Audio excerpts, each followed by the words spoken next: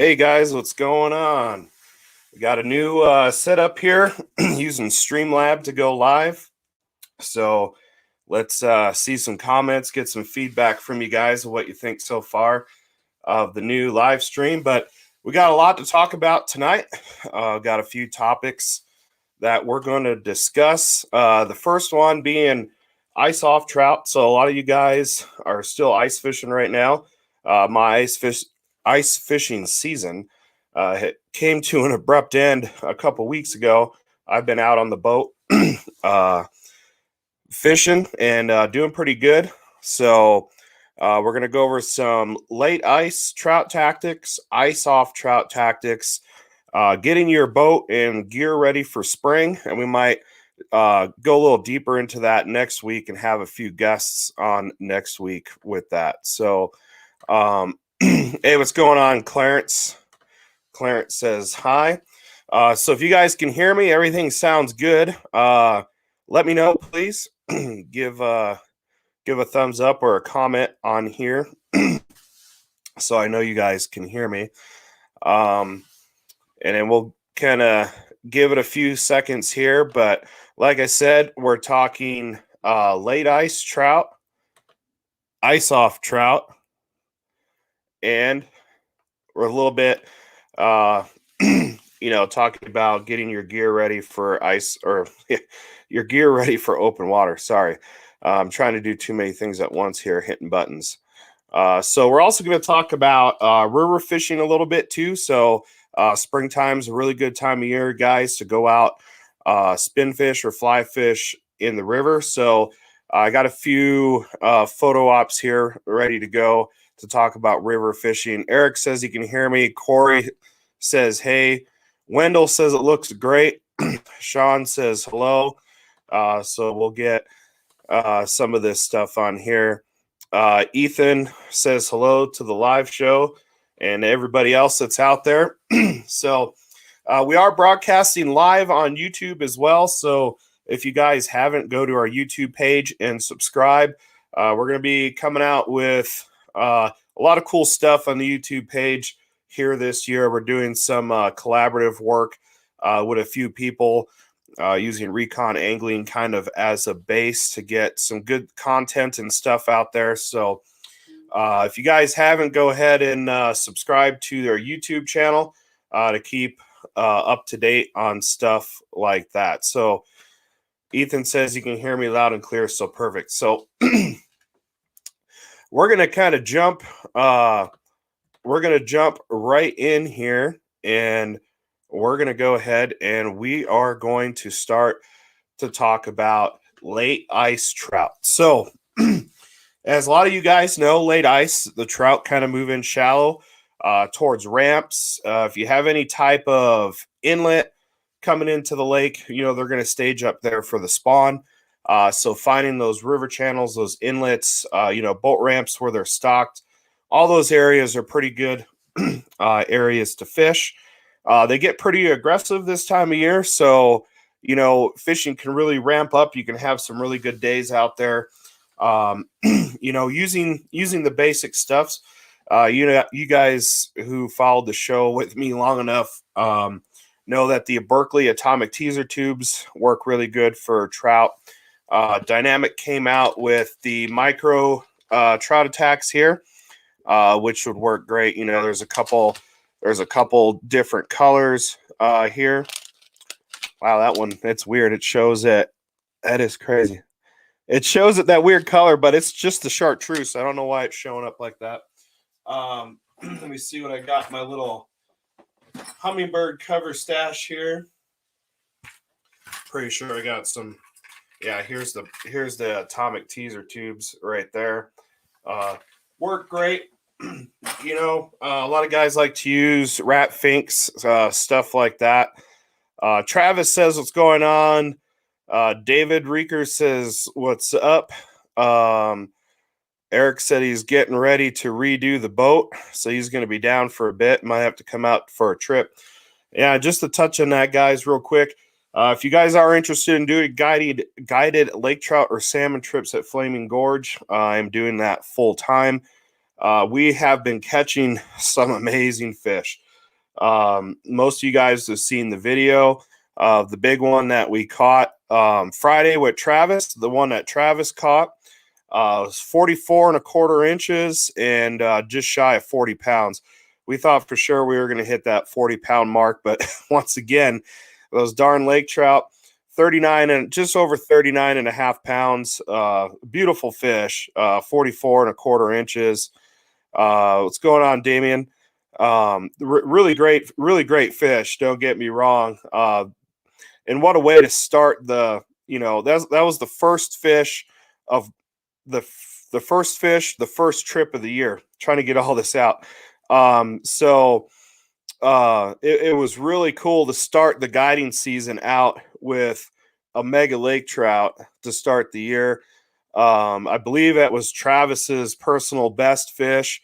He's in between boats right now too, so we got him out, and we caught some good fish that day, guys. So we've been averaging a couple fish over 20 pounds each trip, so it's been a really good year. I've just been kind of going out and doing some pre-fishing, but we are open for business. If you guys want to get down here, the bite right now is going to be phenomenal for big lake trout. I do have availability the next couple weeks, and then most of April is already booked up, and about half of May. So just kind of getting into that real quick. But, ice off, for trout is pretty easy. You guys, you're going to look at the areas that these fish spawn and, just kind of target that. Spoons are going to work good. Anything that's kind of brightly colored that gives a good flash is going to work really good, as those trout are going to be aggressive when they're spawning. So it's a great time of year. You're going to get some really beautiful fish too. And, you get some of those lakes where you have those naturally reproducing fish, and the same thing with the rivers.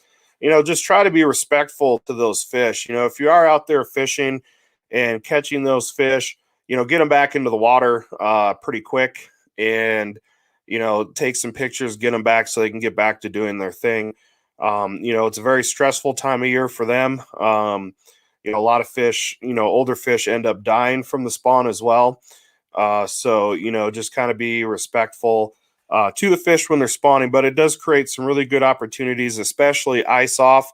Just as a reminder, if you guys are out there ice fishing, you're going to want to make sure you have all your ice, safety equipment, your spud bar, your, your spikes, some rope, maybe even carry a throwable life jacket, stuff like that. This time of year, the ice, you can go out there in the morning, the ice, you'll be on a foot of good ice, and then when you come out about noon or so with the sun and everything like that, you're going to notice a lot of the edges opening up. Some of that ice, even though it's a foot thick or 8 inches thick, is going to be pretty rotten. You're going to step through it. So just keep that in mind, when you're out there. Never go alone. Just basic stuff like that when you're out there late ice fishing. If you guys want to get out there and get that last attempt. But yeah, once again, you're going to look, towards inlets, boat ramps, stuff like that, spots where it goes from real weedy to some, gravelly, muddy type structure. Those edges are usually pretty good. Those fish will stock up in there. So that's kind of, the basic gist of late ice trout. Didn't really want to get a whole lot into that, but did want to touch base on that. Ice off trout, it's kind of the same thing, right? But our baits are going to be a little bit different. We're going to be using jerk baits. You have the Dynamic Lures J-Spec here. You got the HD Trout, your small Rapalas, stuff like that is going to do pretty good. I know if you guys are fishing Antero, Castmasters work really good this time of year. I found that doing a slower retrieve on those Castmasters produce some nice fish from shore. So, the waters are colder. You're going to want to have a little bit slower presentation. If you're using jerk baits, longer pauses, stuff like that is going to be a little bit more successful. If that doesn't work, slowly increase your presentation of that bait up a little bit. And then you'll kind of see where that sweet spot is for the fish in that day. Because this time of year, you're going to get days where the fish are extremely active. You get those nice, bright, warm, sunny days. The water starts warming up. You're going to notice those fish are going to be a lot more active than overcast days, where it keeps that water temperature down a little bit. Those fish are going to be a little, they're not going to be as aggressive, so you'll have to slow your presentation down a little bit more, especially with rainbows, to really get them at it and to bite. So you can see I got a bunch of different stuff in here in these Plano edge boxes here. So you can see all the different kinds of baits and stuff like that I have in here. So just something to keep in mind when you're doing that. So as you guys can see throughout the show too, we'll be kind of this way. Here we go. We'll be going, everything's backwards. So you'll be seeing some of our sponsor logos rotate through here as well throughout the show. I had the Plano Edge one up there, which you couldn't see because of my background. It's white there in the corner. So it doesn't really show up a whole lot, but you can see we'll swap through a couple different logos here. We got Sublime Wear up there right now. But if you guys are looking for particular colors, what colors work best. You have this Glimmer Trout. So you guys, it doesn't matter what the brand is. It can be Dynamic, Rapala, anything like that. A good solid trout color is going to be really good. Then you have your basic brown trout colors, your golds. Fire Craw is a really popular color pretty much anywhere that I fish for trout. This guy is one of my favorites. Oh, cool. My camera's doing some funky stuff. But yeah, that Fire Craw is a good color. Then you have all your different trout colors. Brown trout is a really good color. Castmasters, your golds, kind of that old school copper, the cutthroat, stuff like that are really good as well. To look for. So we're going to see we had an extra comment coming on here. Yeah, Damon says he's got everything. The Fire Craw is what he has. But yeah, that Fire Craw and the gold is really good. If you guys are using the Trout HD, my absolute favorite colors are the Fire Craw, the black gold, and then any version of the Trout is going to be good. And if you really want to get crazy and throw something that's a little bit different out there, we new for this year, we have the Clown and then also the Bubblegum. So the Bubblegum is a really good color, especially if you're fishing places that have pike. Pike seem to hate the Bubblegum color, and they will attack it out of aggression pretty good. So Ethan says he likes the new 9 Mile Goby. That is a very good color too. See if I can find one real quick to show you guys on that 9 Mile Goby. But most of the rivers and stuff have sculpins in. So in this, mimics a small sculpin. Even it mimics very closely to a younger walleye. Not the exact pattern, but this could be a walleye, crappie, sculpin. So this bait here has a lot of different color variations that you can kind of associate it to. But yeah, this is that 9 Mile Goby as well. So if you guys, are looking to get some dynamic stuff, I'll kind of post a code on here where you'll get 15% off using code Recon 2019 on the dynamic. Right there. So 15% off using the code Recon 2019. So I'm going to change that real quick.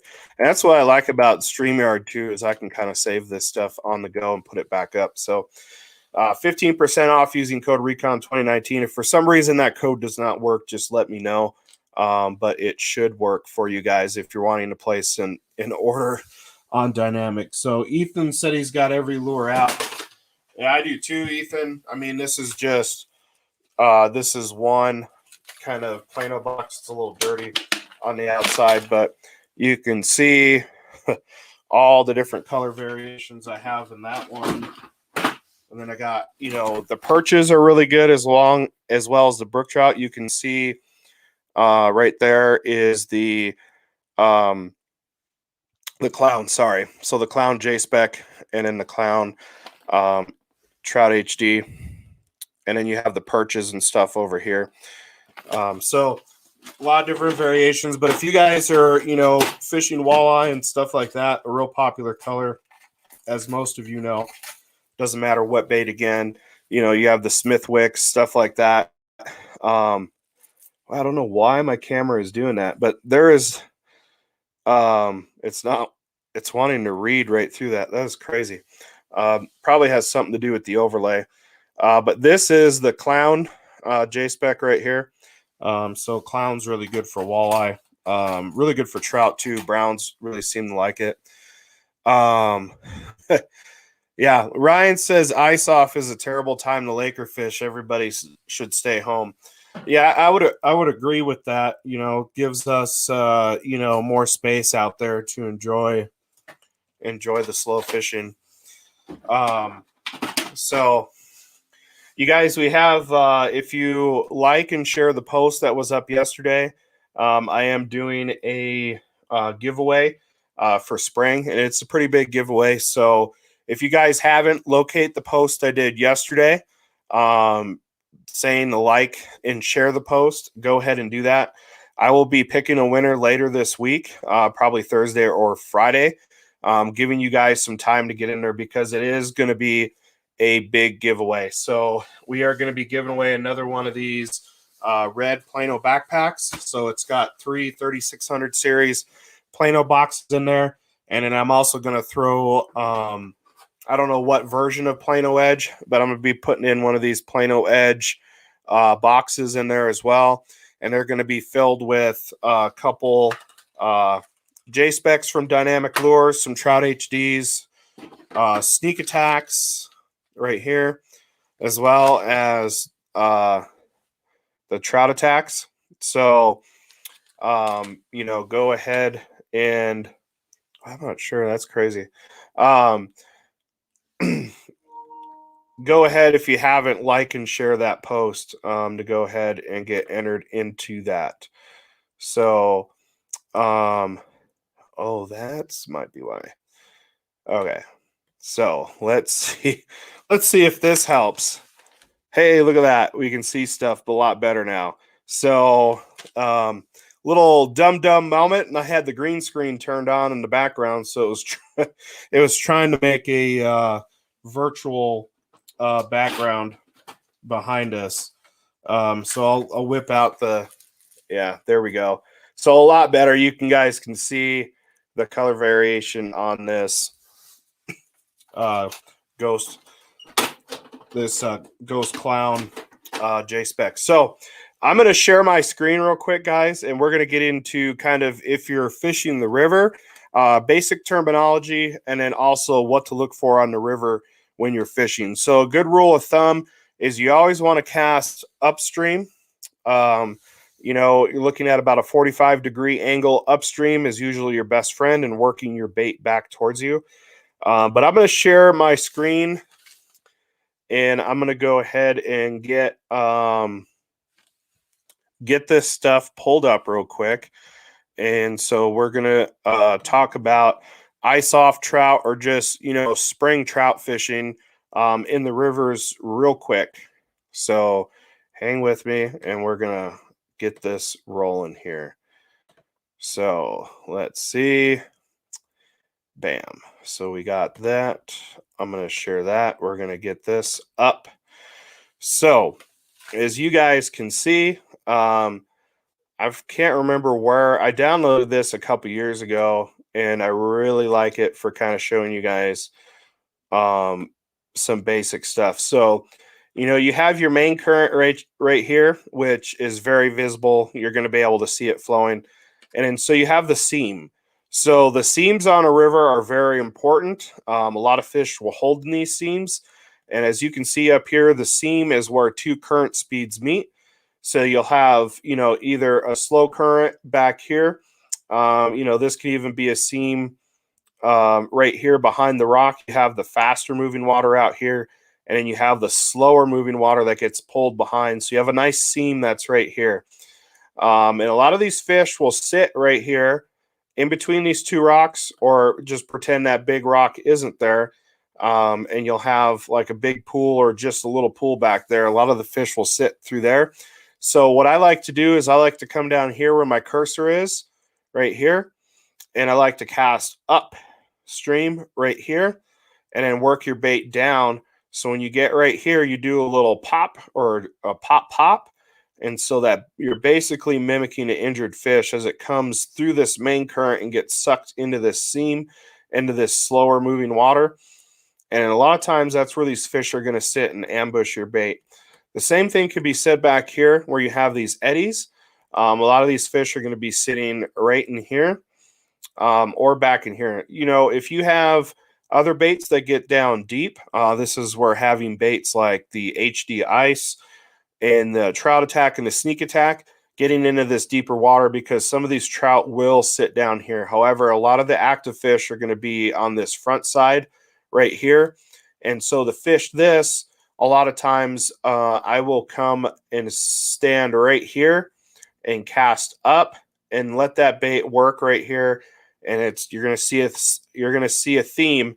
As that bait gets to that slower water, I'm going to twitch it. So a lot of the times when I'm in this faster current, I'll be reeling a little bit fast to keep the bait up with the current speed, and then giving it big slashes as well, because you will get fish that are sitting up in this faster moving current. They see that flash as an injured fish, and they're going to come up and hit. But a lot of times these seams and stuff are going to be your best friends, and the same thing with the slow water back to that eddy. So I'm going to pop out of the screen share real quick and then check and see if we have any comments. Let's see. Yeah, so like Ryan said, those edge boxes, they are a little bit pricey, guys, but I will tell you, I left one, and Plano's going to be, sharing the video. We're doing some videos of what our edges are. I left one of these boxes out in my backyard all winter and just left it there. The only thing that you can tell it was left out there is I left the packaging on. The packaging faded, being out here high altitude. The packaging faded on it, but everything that was inside was kept dry, clean, and I just kind of threw it in the backyard under the snow, everything. So it's a great investment for the initial investment that you guys have of keeping all of your baits, your hooks, everything like that, rust-free and in working condition. Eric, you looks like you found that. So I'm going to hop back into screen share, and we're going to go back over a little bit more stuff for river fishing. Every once in a while I'll hop in. So if you guys have comments or questions, kind of go ahead and post them, and then I will kind of intermittently come back as I'm talking this. Sean said his took a tumble across the ice, tossed at his sled going 50. Yeah, I remember that story. It held up pretty good. Sean is the master of breaking boxes, and he was very surprised that these boxes did not break. So, good deal. So we're going to get back to screen sharing, and we're going to go back to this. So we'll go back to here. So you guys can see the different sections of the river. So you have the riffle, which is going to be your shallow water stuff. What I have noticed is if you're brown trout fishing, you will have in the beginning of this stuff, which is basically the tail out, you'll have a lot of browns that will sit right here on the tail out. So just before that water comes up, a lot of those browns will sit there, and it's kind of easy pickings as stuff comes through before it hits into this riffle or rapids. And a lot of times right behind as well is going to be a good spot. So if I came up to a spot like this and, I was like, okay, where do I want to fish first? The first spot I'm going to fish is always going to be behind the riffle. So it's always right here. So if you have this and it drops down, I'm going to stand down here and I'm going to cast up and across diagonally.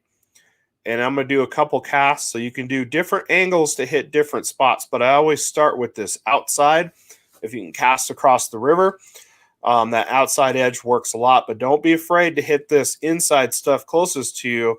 A lot of guys make the mistake of getting into the river right here when there's fish. I see a lot of guys do it, particularly fly fishermen, that think they need to get way out in the middle, when in fact, a lot of the fish are going to be sitting on these edges and stuff like that close to shore. I see it happen all the time. It's not always the case, but it happens quite a bit. So you always want to cast at an angle up here and then work your bait back. So, and then, if you don't catch anything or you catch one or two fish, usually if I catch two fish out of that same spot, I move down a little bit. So like right here, I'd probably move down to right here and try to cast up in here, even working some of this main body stuff. But these eddies and stuff and these big pools always hold really nice fish. And then, I'll cast and work my bait. Sometimes I just kind of let my bait, if it's slower moving water, I won't even reel. All I'm doing, I'll cast it out. I'll let that bait float down. And I'm just reeling to keep up with the angle of the bait. And then I'll twitch it here and there. So the bait really doesn't dive. It's just mimicking a fish that's kind of, it just went through all this stuff and it's, struggling. So you're just twitching it. And I've caught a lot of really nice fish doing that. Just letting that bait free flow down the river and just kind of twitch it as it goes. And all I'm doing is reeling my line in to reel in the slack. I'm not reeling it in to create action or anything like that. So that's kind of, what kind of a basic idea on this. So we're going to go back real quick and check out the comment section. Nothing. So cool. We'll just keep going. So if you guys do have questions or anything like that, go ahead and comment on the video and we'll get that. We'll get those comments or questions answered. So we'll get back to the share screen here and keep plugging along. So moving on to the next slide, I got to go backwards because I went too far. So, this is a really good thing. As it says, finding trout in relation to structure. So, it kind of gives you the definition: structures, trout behind structures such as rocks and logs. So, and this is true. So you see you have the drop off right here, and this kind of gets back into what I was talking about earlier, is say you're fishing over here. A lot of guys like to walk through all this stuff right here when there's a lot of fish that are here. So if you are going to walk out there, do a couple casts right here first before going out to that deeper water or that water drop off. You're going to be surprised the amount of fish that are in that shallow stuff. You can use this. This, doesn't have to be just the river. You can use this idea for open water lakes too. So if you're fishing a point, and this is a point right here, do a couple casts out there first before you start walking out there. I've caught a lot of trout, especially when the wind comes up, in the South Park lakes. Same thing here in Wyoming.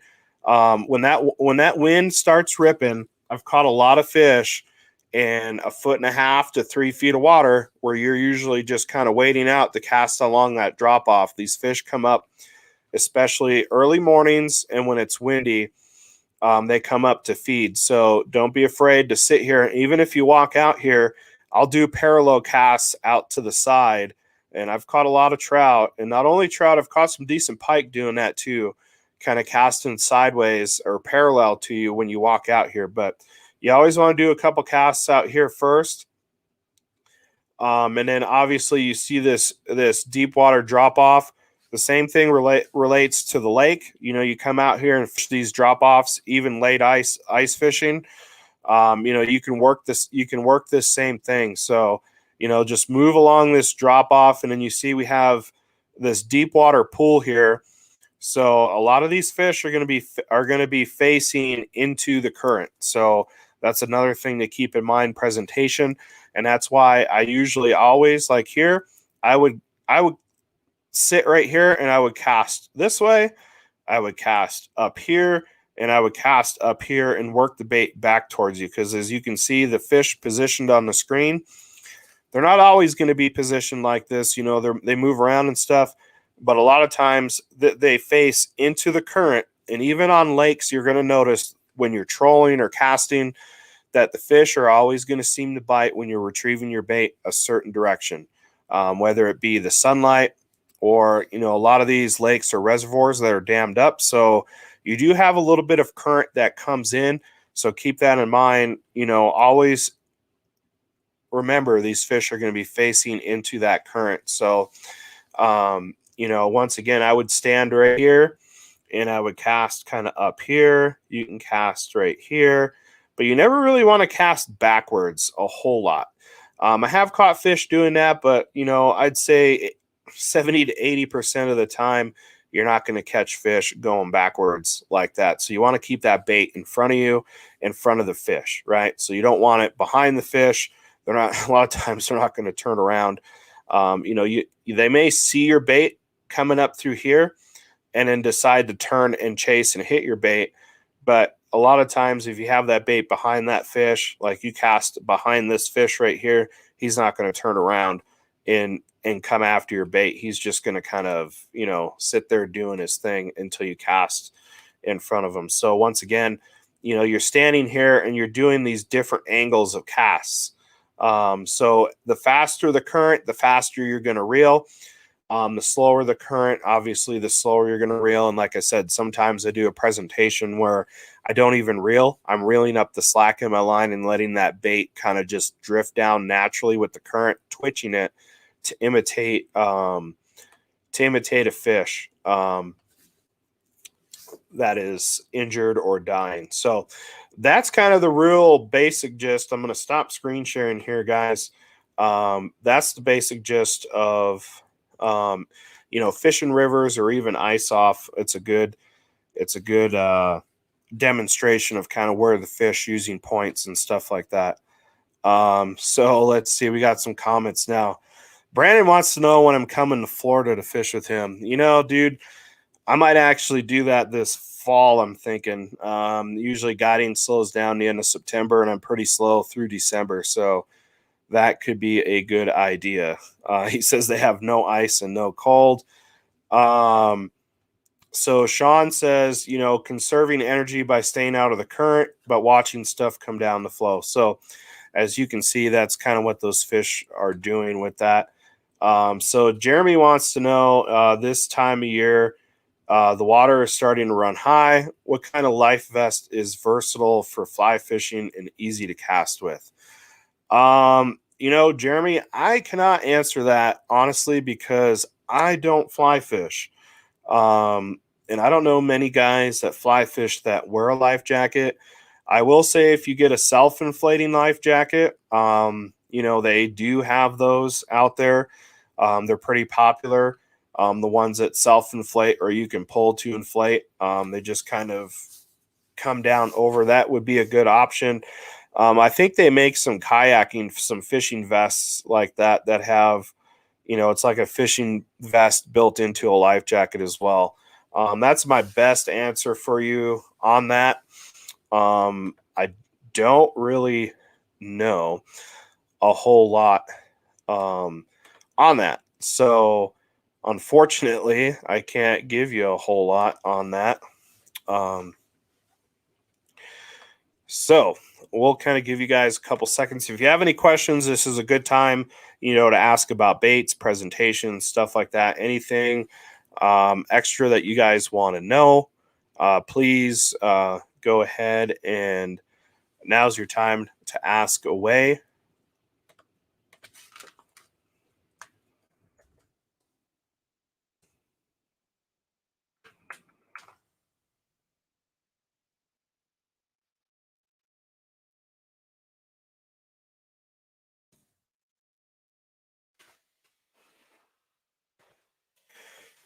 Okay.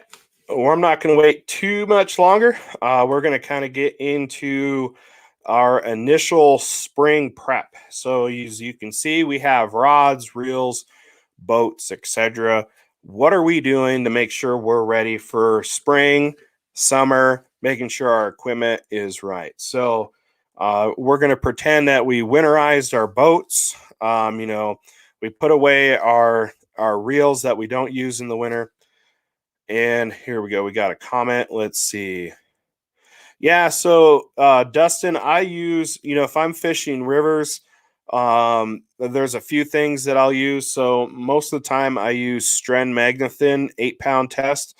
So that Eric, I don't think we're going to be talking too much about lake trout tonight. We kind of did that on the last show. I may go over that in some videos that I'm working on. So you may see that in the future. But I'm not going to go over lake trout a whole lot tonight, just because most lakes are still frozen with the exception of the gorge. So I might give that a few weeks before we go into spring lake trout fishing. But yeah, to answer the line question, I use 8-pound Stren Magnathin. It's 8-pound test with the diameter of 6-pound test. It works really good. Another thing I've been using is the new Berkeley Fire Line. It has worked really good just tying directly. Now you can do a short leader if you want on that. I personally haven't seen a big reduction in fish being caught tying the braid directly on when fishing in rivers. I'm sure with lakes and stuff, you might see a difference and you might have a little less action with your bait as well. But I was really impressed with the new. I need to find the name of it. It's the new version of Fireline that Berkeley came out with, and it casts really good. I was really impressed with it, how far you could cast with it. So Michael wants to know jigging Castmasters, or he says has worked well, but you get snagged quite a bit. Yeah, you're going to get snagged quite a bit doing that, in the river, jigging in general. That is one thing we didn't really talk about, but tube jigs, spoons, stuff like that, and other soft plastics do work really good too, to get your bait down in those deeper holes. You just kind of got to anticipate you're going to get snagged eventually and lose that tackle. So just keep that in mind. But yeah, no problem, Dustin. But that is a good, that is a good process to work. River stuff too. Call it bass fishing for trout, essentially. So, but a lot of things I like to do in the spring is just kind of go over all my rods. Give them a nice little bend to make sure they don't have any stress, fractures, or anything like that in the rod. To where when you get that first fish, it breaks your rod, and then you're kind of, you're kind of hating life a little bit when you're out on the water. So I try to do that to each of my rods in the spring, go over the guides, look at stuff like that. That's something you can do in the fall too. Is just kind of as you're putting stuff away, just inspect everything. If you guys do use braid, it's a good time of the year.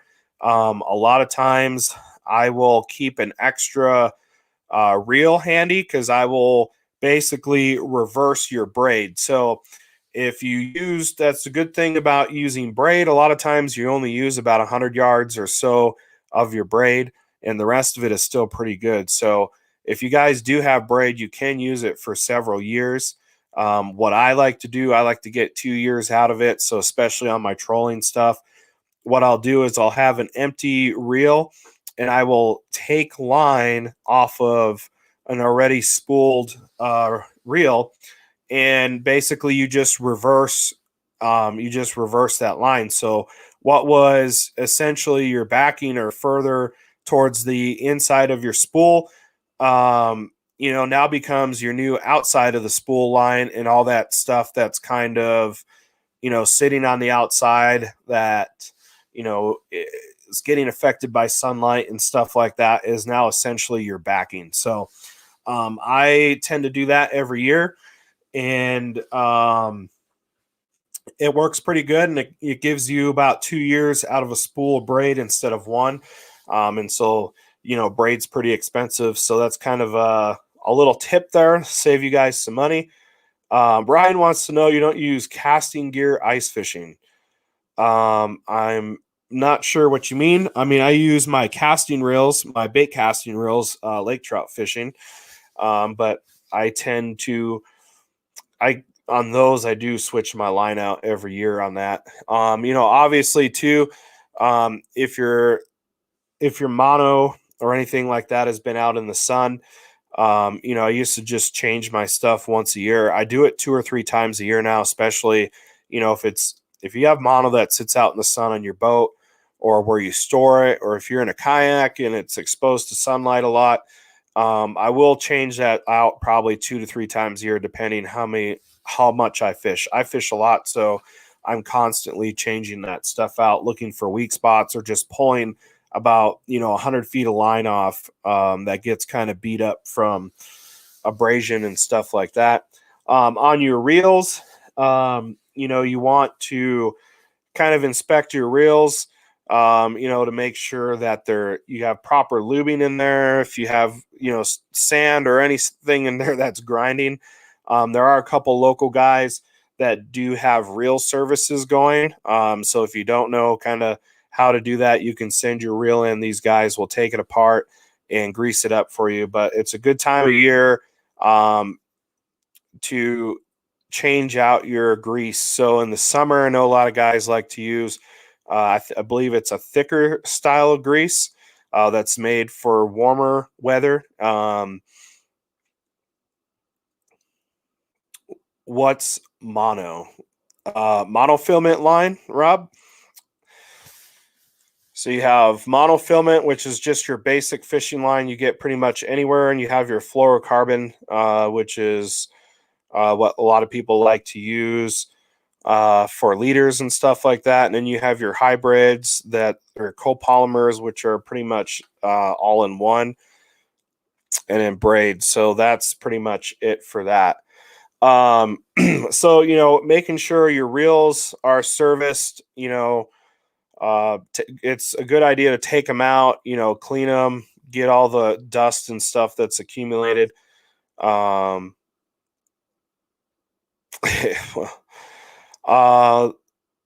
Rob said he's BSing me. Haven't used mono for years. Ryan has to re-spool every trip because that sounds like you need to spool your lineup differently, Ryan, if it's doing that. There's a couple different ways we can go over that, but I may have in one of the future shows coming up here shortly, I may have a guy who works on reels kind of come on and talk about more in depth what to do with your reels. We're just talking basic stuff, on your rods and reels. Obviously your tackle boxes and stuff, it's a good time of year to go through, clean them out, get all the debris and dust that builds up, throughout the year using them. Clean them out, let them dry out, inspect all the hooks on your baits. If they're rusty or, they're not sharp, you can go ahead and replace trebles and different stuff like that. Just kind of inspecting all of your gear. It's very simple to do. Same thing with backpacks. You're going to go ahead and, clean them out, stuff like that. Typical spring cleaning stuff. The most important thing, especially if you guys who have a boat, some guys like to do this in winter. I like to do it in the springtime. I like to drain my lower unit oil and also do an oil change on my big motor on my boat. I like to do this in the spring because if something cracks, a seal, anything like that breaks, a lot of time you can kind of catch that as you're draining stuff. If water gets in there or something cracks, you're going to have a really funky, bad smell to your lower unit. It's going to be milky in color. So I like to do that in spring so you're good to go. A lot of guys like to do it at the end of the year too. In the fall, they like to do it to see if something's going on so they can get their boat worked on in the winter. I like to do it. I keep an eye on stuff, but I like to do it every spring, just it's become a habit for me, doing it every spring. But I keep an eye on that stuff kind of throughout the year as well. So also a big thing a lot of guys forget to do on their big outboards is a lot of these outboards have grease zerts. So go ahead and grease those babies up, have everything greased up. Check the seals on your hydraulic steering if you have that. I had a seal go out this year while I was out on the water. I had a seal that blew when we were out in some pretty cold water and cold temperatures, and I lost the steering on my big motor, so I had to use my kicker to kind of get me back in. Luckily, I wasn't too far out, but keeping an eye on all that stuff, guys. The seals on your big motors, looking for those grease points, right? Going and inspecting your bearings on your trailer. Get your trailer off the ground. You can do this after you launch the boat, but get those tires off and just kind of wiggle them back and forth to see if there's any type of play in there that could potentially lead to a bearing problem. Yep. So Steve says to put seafoam. Sean says hydraulic trim to make sure it's full and not leaking. Yeah, we may have had an issue with that a couple years ago. These are all things that I've kind of learned the hard way. So I'm just trying to help you guys out in the beginning. So you don't have to go through it, but checking your trailer, I feel, and especially your bearings, making sure that grease is packed in there. If you have those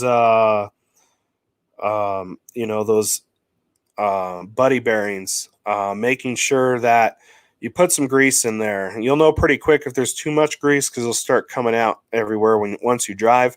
But just checking those bearings on those tires, an easy way to do that, like I was getting into, is to launch your boat and to kind of get that trailer, the tires off the ground, and then just kind of see if there's any type of play. If you have your tires like this, just wiggling them back and forth to see if there's any play. If you get a lot of play in there, chances are your bearings need to be repacked, or you have bad bearings, and you're going to want to bring that in and get it fixed so you don't blow a hub. Or anything else like that when you're out driving. It's very dangerous and doesn't make for a good time. Sometimes it just happens anyway. I've been there, but that's kind of a big thing on the trailer is inspecting that. If you guys got a winch on your trailer, just making sure that your safety chains are hooked up on your trailer that go to the boat. You have your winch, making sure that your strap on your winch isn't rotted out or need to be replaced. Just things like that. Obviously, checking to make sure your lights work, and then going back to the boat, making sure, your live well, your bilge, all that stuff runs and works perfectly. A good way to do that, if you want, is you can take a garden hose and pump water into your boat. And if you have an automatic bilge, it should automatically come on and discharge that water. If you don't, you can turn the bilge on and make sure that works at your home instead of on the water. So if you have something that needs to be replaced, you guys can go ahead and do that when you're not on the water. So an easy way to do all this stuff is you can make a simple checklist when you go out to your boat. You're getting it ready. You can make a checklist of, change the oil, change lower unit, put some of that seafoam or fuel, if you didn't put fuel stabilizer, putting seafoam into your into the gas that you have, or injector cleaner, stuff like that, just to kind of on that first trip to make sure everything is running good. Grease the zerts. You're checking your steering, you're checking your batteries, right? Making sure, plug your batteries in, make sure that if you got a bank charger, that your bank chargers are working, that your batteries are charging. Simple stuff like that you can do. You can go through and put some, I believe it's dielectric grease on your connections to make sure that they're, good to go and corrode, and they didn't corrode sitting in storage. I always put some anti-mold stuff in my boat when I put it away, just in case some moisture gets in. So checking your compartments, making sure there's, not mold growing in there. If there is, go get some mold spray and clean it out. And, just kind of keep up on stuff. Just doing little things like that. If you can do that at the beginning of the year, knock out that big stuff, and then double check it going throughout the season will keep you on the water a little bit longer instead of working on that stuff or having stuff like that break.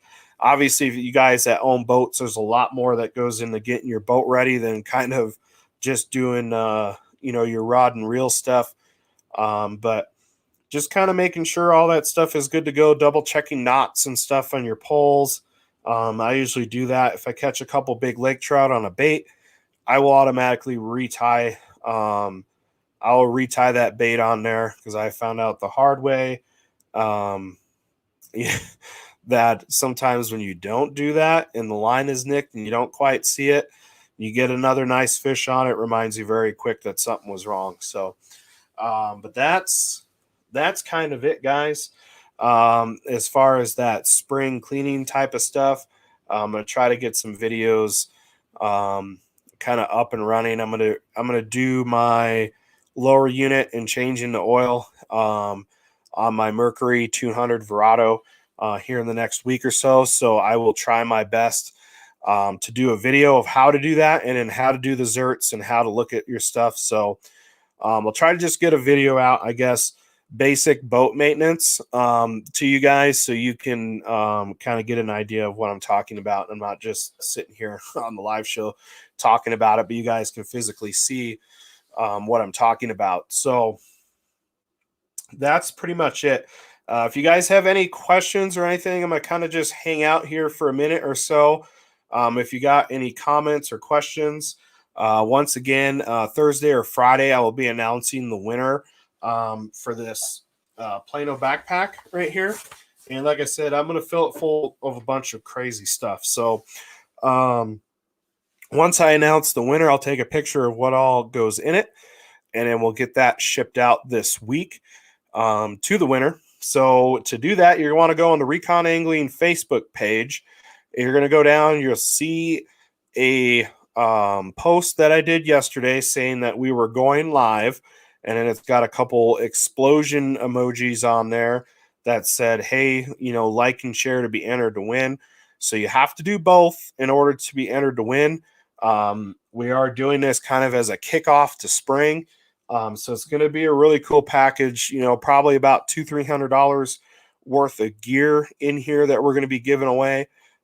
So you guys are going to want to do that. And then once again, if you haven't, we're going to be starting to stream these shows simultaneously on our YouTube page. So if you haven't subscribed to the Recon Angling YouTube page, go ahead and do that because we're going to save these videos on YouTube.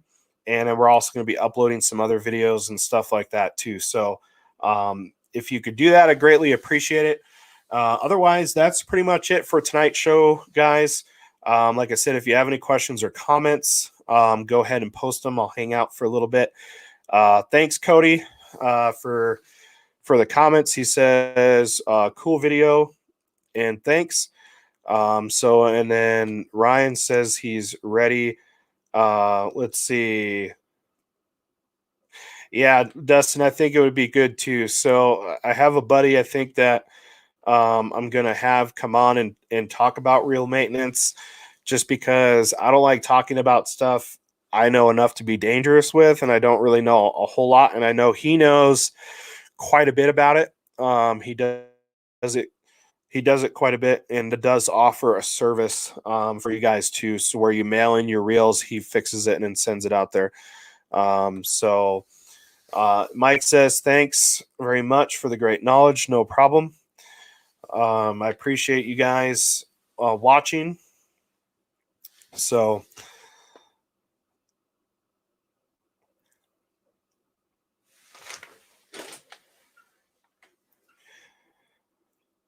yeah, Ethan, I think you hit it on the show, Ethan. Hey, thanks, Kevin.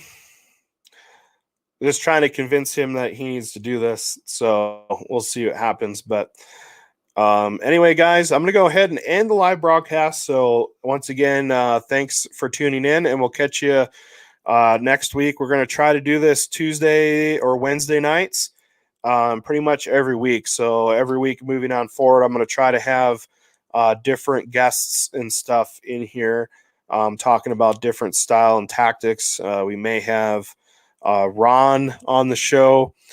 I'm going to call and talk to him, see if we can get him on here talking spring walleye and stuff like that. So anyways, nice.